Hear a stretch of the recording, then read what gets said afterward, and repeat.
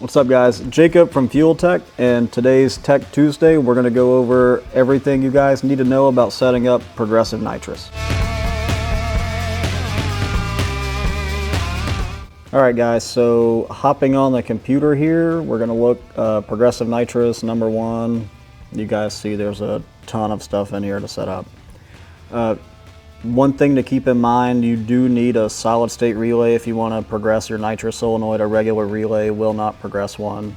Always recommend the one we have. It's something we're really familiar with. We can help you troubleshoot it if we got a wire mixed up, something's not working right.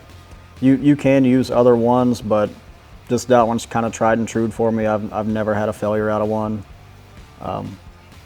The first thing we're going to set up on here before we do anything on the actual nitrous controls. This is very important for an EFI car. We're going to go to engine settings, fuel injection. Primary total flow. This is extremely important to running this correctly. This is, if it's a V8, then you add up the flow of all 8 injectors and you put in here. If it's a 4-cylinder, you add up all 4.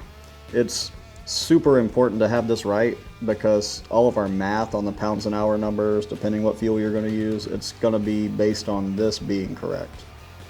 Like just an example, like you need to have it right for your fuel pressure. Our 240 pound an hour injector, it's 240 pounds an hour at 43.5 pounds of fuel pressure. If you run 70 pounds of fuel pressure, it flows 307 pounds an hour. You need to do that times 8 and put that in here. Most injectors, pretty much anything you're going to buy for a race car, it's going to have a chart that says at this base pressure it flows this much. If your injector data is only in cc's, you can find a calculator online, super easy to convert that for you. Then we're going to go back up here. So control type, there's a ton of different ways to set this up. RPM, speed, time, map. You can even do gear and engine RPM or gear and elapsed time. The gear-based stuff is usually more popular with the bikes. By RPM, I usually see somebody using this not for nitrous, but they like the parameters in here. By speed, by time, by map, they're more commonly used just for the nitrous control itself. I'm going to base everything on by time. This is how most of you guys are going to have it set up. So we're going to do it by time, and ways to enable Progressive Nitrous, always enabled. This is my preferred method highly. You can still do an external switch if you've got a nitrous arm switch somewhere on the car you want to use. If that's part of your procedure and are used to doing that, you can. Dashboard switch is nice if it's a car that you don't want to use nitrous every pass, then you can do a dashboard switch if you want to make a motor pass and you just don't arm the nitrous. Or if you're also using the Pro Nitrous feature, which is basically just turn on stages, we can have it synchronized. Okay, when we arm Pro Nitrous, this is armed. I prefer the always enabled just because most nitrous cars, the converters aren't set up to run on motor. You're going to use nitrous every pass anyways. And then the always enabled, it doesn't mean when I meet my minimum throttle, this turns on. There's a lot of parameters here, minimum RPM, maximum RPM, and it's only going to work when we have it set up by time. It's only going to work off of a validated launch. So it needs to see you leave off the trans brake, over 50% throttle. We're doing the cut to hold it at that RPM, and then okay, that's a validated launch. After that, it will turn the nitrous on. You can run nitrous without a TPS. I don't recommend it, just because the only way we can know we have a validated launch then is it goes to the 2-step RPM and holds it there, and it has to do ignition cut to hold it there. And commonly with the nitrous cars, we usually have a really tight converter on motor. So if it's something that goes up and it doesn't have to do ignition cut to hold it there, then it's not going to think we did a validated launch. It's not going to turn the nitrous on. It's not going to shift the car. That's why I highly, highly recommend a TPS. We have options here for pre-launch actuation, 2-step, 3-step, or burnout if you want to use nitrous there. I see this more commonly used. A lot of guys, like let's say we have a small engine import car and we have a big turbo, we have to have nitrous to spool it. An easy way to set it up is pre-launch actuation and 3-step. So if we have a higher 3-step RPM that we're going to go up to try to make the boost, then it's going to be nitrous on until it drops back down to the 2-step, and then nitrous off, and you leave with just a turbo boost only. A lot of cars, they'll have 3-step, 2-step, and time-based, like use it, I don't know, 60 foot or the whole track. This input activation mode is just for your arm switch. So if we got external switch, something like that, we can say, are we sending ground or are we sending power to it? We have an option for disable under a certain engine temp, if that's something you want to do. Nitrous PWM for pre-launch. So if we're going to spray on the 3-step, how much do we want it on? Generally, these guys don't have a ton of nitrous to spool it. They just want to turn this thing on. You could do 100%, it's all the way on. And then whatever you want to do for fuel here. So let's just put in a duty cycle number, 560 pounds an hour. That would be a ton of nitrous on the 2-step. But that just kind of shows you guys how to set that up, get that going.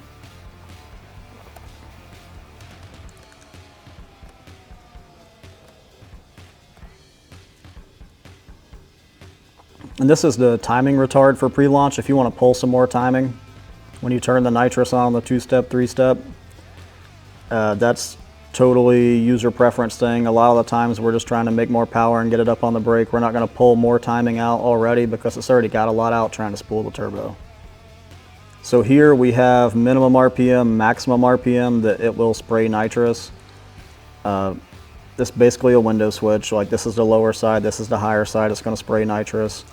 Something to keep in mind here, if you do have a nitrous car with a really tight converter and you leave at 3,500 RPM, I would not have this set at 3,500 RPM. Let's say you let go of the button and for whatever reason it comes below 3,500 RPM for a second. I'm talking 34.99. Then it's going to turn the nitrous off and back on, and that's going to ruin that run. And you can end up chasing your tail. I normally have this way lower. I don't care if I leave at 3,500. I'm going to have this 2,500. So for whatever reason, you let go of the button and it pulls it down a little bit, we're still going to have the nitrous on and drive through it.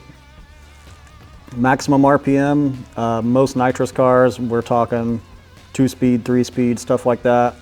I have this way higher than what I shift at. I don't want this thing to turn the nitrous off in the middle of the pass. For something like a stick shift car, you're going to be doing a lot of ignition cut or something on the shift, or you're going to run this thing way up, then maybe I would have this a little lower so we're not doing ignition cut and nitrous at the same time. This next one, total time to return PWM control. This is saying, for whatever reason, if we pedal it, if we go out of a minimum maximum RPM, for whatever reason the nitrous turned off, what's it going to do when it turns back on?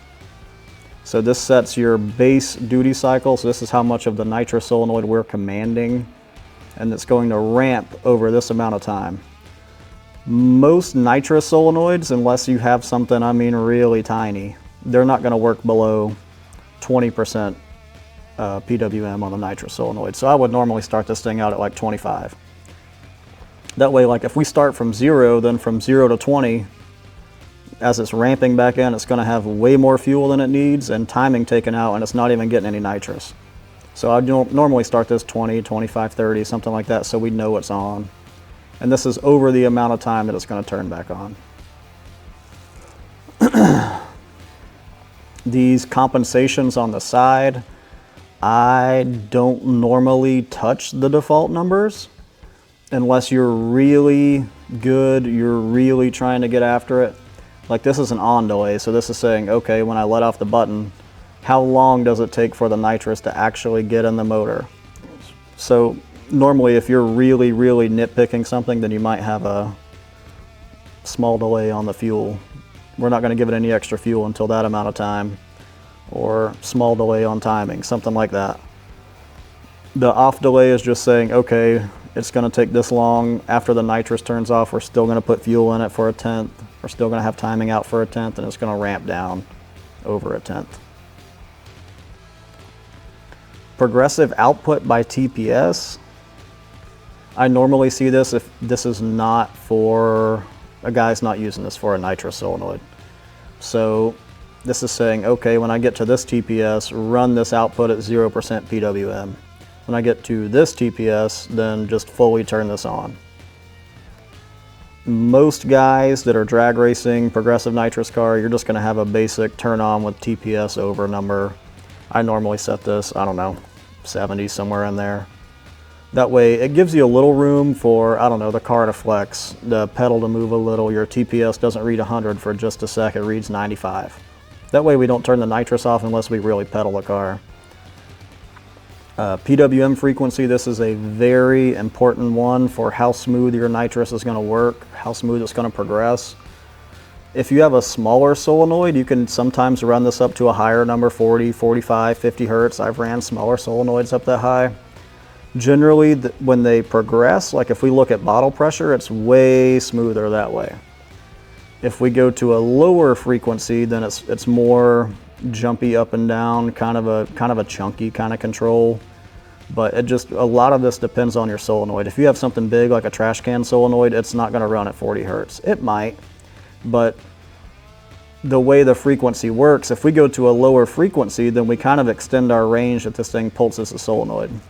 So let's say we got a big solenoid.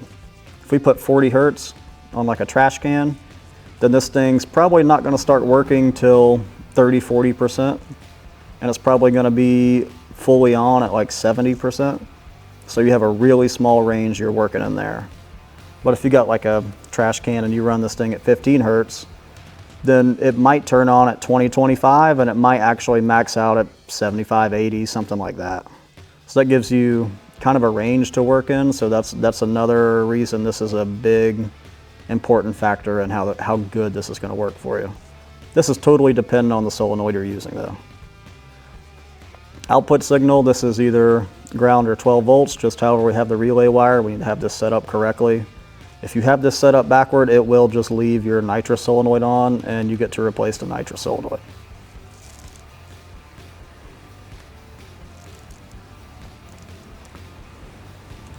This is time-based nitrous duty cycle table. So after we release the trans brake, how do we want to progress it? These are 1 second increments. This is just default, we just turned it on. That's kind of crazy increments for most guys. We're going to set up our scaling.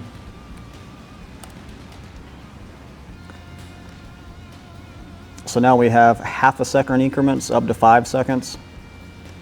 And you can even edit axis. I normally would do this, and we'll add a little more resolution early in the run. That's when you're going to progress it. You're not going to progress it 5 seconds in the run. It's already going to be wide open.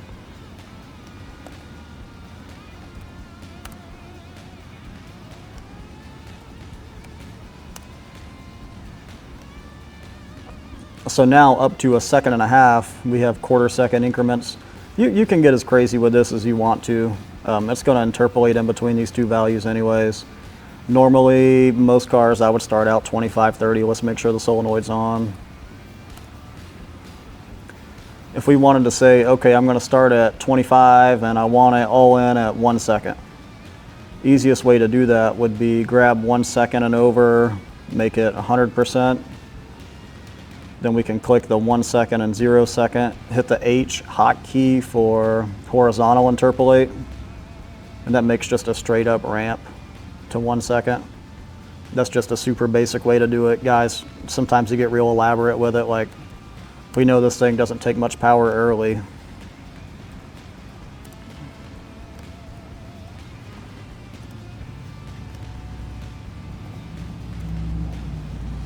So the way that is up to 0.25 after the button. We're just using 25% of the solenoid. We're just driving out with a little bit of nitrous, then we're going to ramp it in. But you guys can set this up however you want. Something good you can do here, like I'm going to edit axis. If you have a driver that is unaware of where he's at on the track, you can always do this. We know we only want this on for 5 seconds. You can come to 5:01 and make this 0. If you have a guy that wants to drive it way past the stripe, you can do this, turn the nitrous off. Progressive fuel table by nitrous duty cycle. You can set this up pounds an hour or duty cycle. I highly prefer pounds an hour. This is just saying, okay, I'm going to do this much fuel based on whatever percentage I have in here. You would normally, once you get this whole thing figured out pretty nice, you're not going to touch this anymore, and you're just going to play with the duty cycle table. Let's say this is something, let's say a 32 jet, and you know, we got a gas fuel, C25, something like that. I'm just going to put some numbers in here that would be close.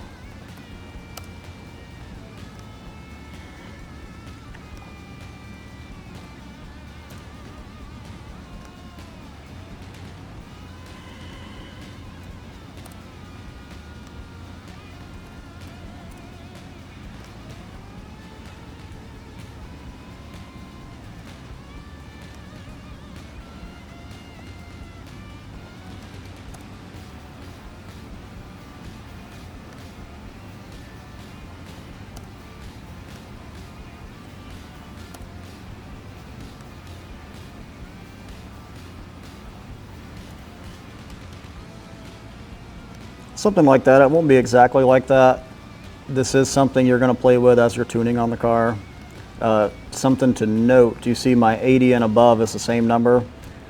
You can do the time, you can do some time-based testing just sitting there with the car not running and figure out where your solenoids quit progressing. More times than not, it's going to be 80, 90 and up. So generally I have the maximum amount of fuel 80 to 100. So even though that ramp says it's going 80, 90, 100, it's wide open at 80. Not that all solenoids are going to be like that, but most will be like that. So once we have this set, let's say I just want to run 60% on my solenoid the whole way. Then it's just going to do this amount of fuel. It's not going to ramp up any more than that. It's going to start where we're leaving at 25, 30, ramp up to that 60 and keep holding that same amount of fuel. So once this is mapped out, we don't really touch this a lot. So our next one down is auxiliary fuel enrichment table. This is map based and RPM based. So if you're using nitrous, it's a turbo application. For whatever reason, this isn't taking care of however much fuel you need at all times. Then if there's a certain boost level, certain RPM, you want to add some extra fuel, you can do it here. Progressive timing table by nitrous duty cycle. We're going to set this up same way we did the fuel table. So we know that total we want 10 degrees out on this one. Then we're going to ramp it in from there. You see the 80 and above, we did the same max value there because we're going to assume this thing's wide open at 80 anyways.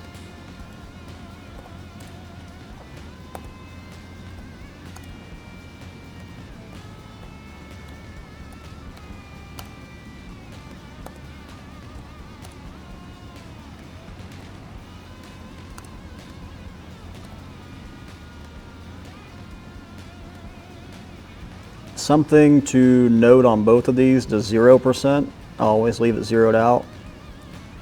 For whatever reason, if you're running the car and a guy wants to make a motor pass and you think the easy way is to come in here and make this whole table 0, this thing is a computer. It just does what it's told. So if you're telling it to do 0% of nitrous and you have fuel put in here, then it's going to put extra fuel in there. And it's going to take timing out there if you run it at 0% duty cycle. Auxiliary timing retard, it's similar to the auxiliary fuel. If there's a certain RPM that this thing needs a little more timing out or something, like I don't know, the pan vac starts getting unhappy up here, then you can take away some extra timing RPM based on top of this table. So if we have 10 out here and we're 7,000 RPM or up, it'll actually have 11 degrees of timing out of it.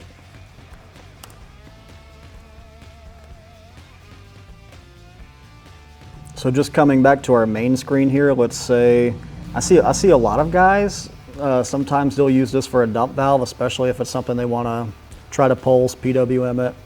So you would set it up very similar to the nitrous. If we want the dump on the 2-step, then we would turn this on. We still have our minimum maximum RPMs.